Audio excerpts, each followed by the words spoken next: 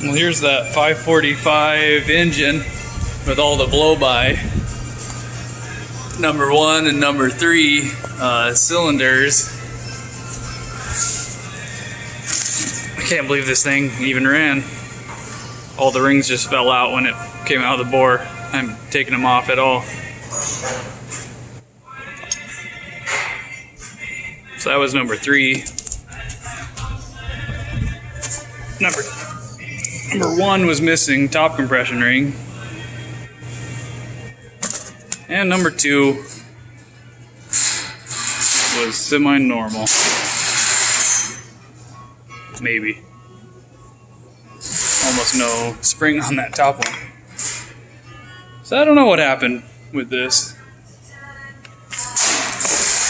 Hopefully I have a block that can be machined and a good crankshaft.